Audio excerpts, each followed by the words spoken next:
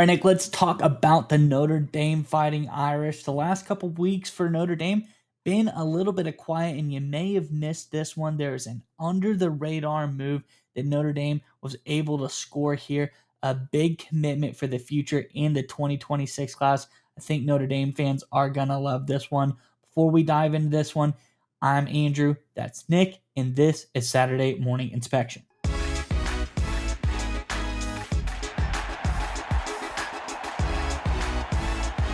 All right, Nick, as I alluded to, may have missed it. It's been kind of quiet. There's a lot of big stuff happening over the weekend, but something really under the radar, big move for Notre Dame happened this over this past weekend. I think Notre Dame fans are gonna love this one. Let's dive into this tweet, and we'll talk more about it on the other side. This is from over on X at Hayes Fawcett, one of the greatest follows for all of your recruiting transfer portal news. If you want to know what's going on in the college football world as far as who goes where, follow Hayes Fawcett. He'll keep you on the straight and narrow. But let's get into this. It says breaking class of 2026 defensive lineman Tiki Ola has committed to Notre Dame. He tells me for on 3 recruits. The 6'3", 290-pound defensive lineman from Bastrop, Texas, chose the Fighting Irish over SMU and USC.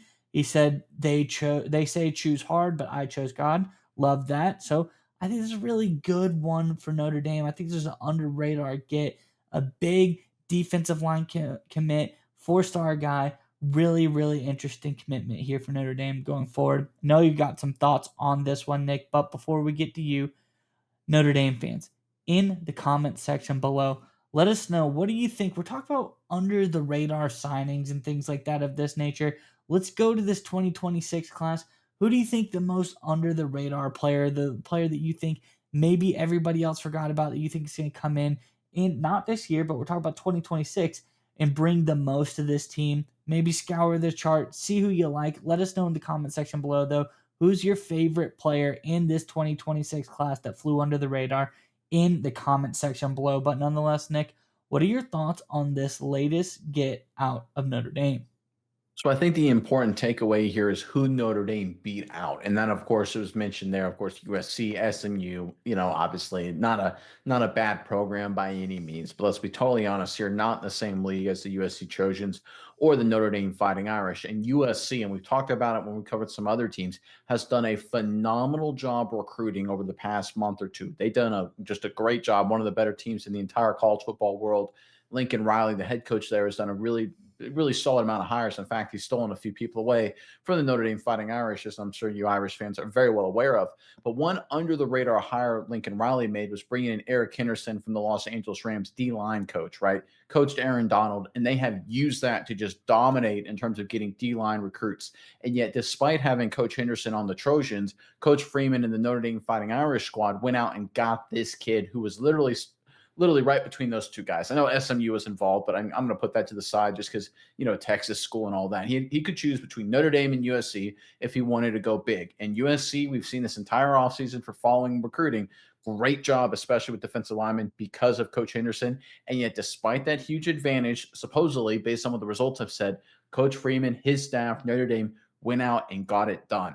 I think that's a great sign for the future of this Fighting Irish program. We've talked about Notre Dame. They've done a really good job finding under the radar hidden gems all over the country. They are, in my opinion, the best developmental program in the entire college football world. If you look at what coaches kind of allude to, like, for example, Matt Rule at Nebraska, when he says, I want to be developmental, he's basically alluding to what Coach Freeman has done at Notre Dame, right? They are the best developmental program, I think, by far. We saw it last season, with the numerous injuries they had, they still made it all the way to the national championship game. You don't get there unless you have a great strength and conditioning staff, great coaching staff, great infrastructure, bring in recruits that maybe 3 or 4 stars and mold them into 4 and 5 stars when they actually get playing time on Saturdays.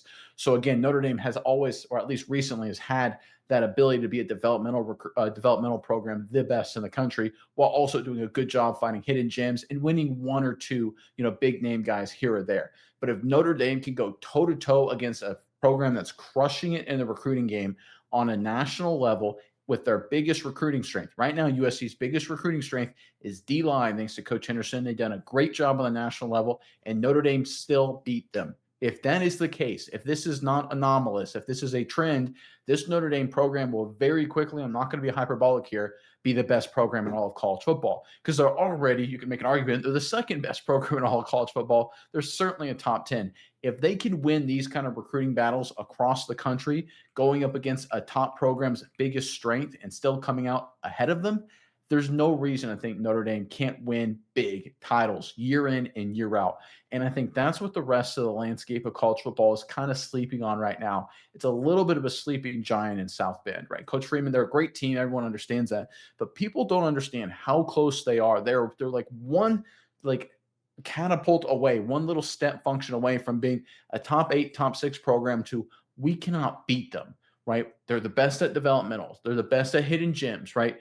They have a great coaching staff. They're great tacticians, great funding, right? Great program in terms of infrastructure. If they become an elite, like we're talking like number 1 or 2 recruiting force in the country, they literally would be the best at everything. And I know we look at programs like Oregon, they're doing great. Ohio State is phenomenal, right? Of course, Georgia, Texas, you could go down the list, right? There's a lot of great programs out there. They're doing a lot of wonderful, amazing things.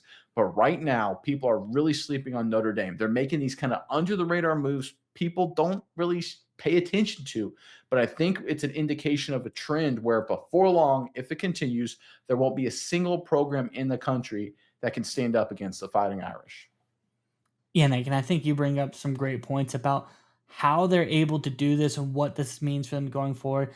And I think when we take the picture back, we go back to when Notre Dame started looking at this recruit and kind of shows the whole picture back in 2023 when he went to their pot of gold day. Great name, great recruiting technique by them to have a big day for recruiting on St. Patrick's Day. But they go forward and these are the kind of teams that were recruiting this guy at that time before it got narrowed down to the final three of USC, SMU, and Notre Dame. The likes of Texas A&M, Texas, you got SMU, USC, Oregon, Georgia, Michigan, LSU, Tennessee, Miami. So all the big dogs there. Notre Dame, they keep fighting, and eventually the list gets narrowed down. So this is just they're fighting all of these teams. USC makes it to the end, and USC again, we got to give them their flowers. USC is the number one recruiting class in this 2026 class so far. They have 28 commits. They have 1 5 star, 16 4 stars, 10 3 stars. You look at their recruiting number, the points that they've accumulated in this class 295 points. The next closest team, 242 points, which is Notre Dame, by the way, second in this class right now, if you add up all the recruits they have gotten. So I think this just shows Notre Dame, as they're a big dog, they've done a lot of great things. USC has really put a focus on, like you said, the coaching staff that they have acquired to bring in. I've heard recruits talk about USC, all NFL guys on this coaching staff, especially on the defense side of the ball.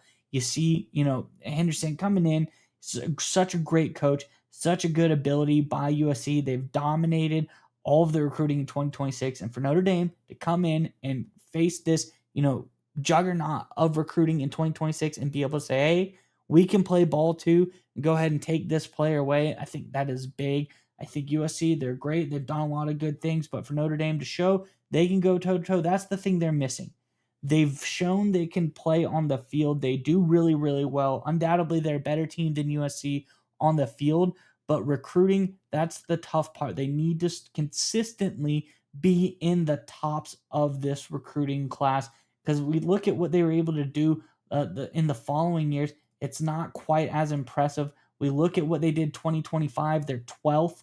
We look at what they do here in 2024 as well, ninth. I mean, top 10 is good, but if you want to be the best team in college football, if you want to win national championships, you gotta be top 5. You gotta be top 1, 2. You gotta be where they are right now. You gotta win these tight battles against other top programs. So I think it's a good trajectory for Notre Dame, showing that they can fight and win these battles against top schools. And I think it shows that Coach Marcus Freeman has this team on the right trajectory. Like you said, they're going to be winning national championships very, very soon. And you hit on something very important. It's not like they're bad at recruiting, right? They're top 8, top 12, top 7, year in and year out, very, very consistent. And because they're so good at everything else, they national runner up, right? Went to the national championship game. Now imagine if they're a top two program when it comes to recruiting. Like, that is our point here, guys, is that Notre Dame was basically a top four program with a top 10 recruiting roster. Like, they're the second best team in the country, but they were eighth best in recruiting. That's a credit to their development. That's a credit to their tacticians and all that kind of stuff, their strategies, their infrastructure. That's right. They basically outperformed their talent by 6 ranking slots, right? Roughly. Now imagine what happens if they have the number 2 recruiting class in the country, or the best, or the third best, right? Suddenly they improve a little bit on that talent and you're winning the national championship. That was what made the Alabama Crimson Tide under Nick Saban so freaking tough and such a dynasty, is that they had the best or second best recruiting class consistently year in and year out, and they had a great developmental program and a lot of smart tacticians and strategizers on the coaching staff, right? When you put all those three things together, you get unbeatable. Notre Dame has 2 of the 3, right? Like I already mentioned. If they can continue this recruiting momentum, right now they're number 2 in 2026, by far the best ranking if this continues, they've had over the past half decade. I think 2021 they finished 7th. That's the closest they've been. If they can finish 2 or even 3, or heck, even like 4, then they're going to create a talent base. And again, if they can continue this for years to come, where if they just overperform their talent a little bit, which we've come to expect, they're winning national titles, guys. That's how close they are, right? This is a trend that should set the rest of the college football world that's not Notre Dame a little concerned, because Notre Dame, like I said, they always outperform their talent. If at a certain point their talent becomes elite, they will not be stopped. And that is the trend of Fighting Irish are on right now. And you Notre Dame fans, I tell you what, this move didn't make a lot of headlines. It didn't dominate ESPN and it didn't get a lot of people talking. But this may be the most important sign, the most important news Notre Dame has made this entire offseason, because this shows that a trend toward national championships may finally be here in South Bend.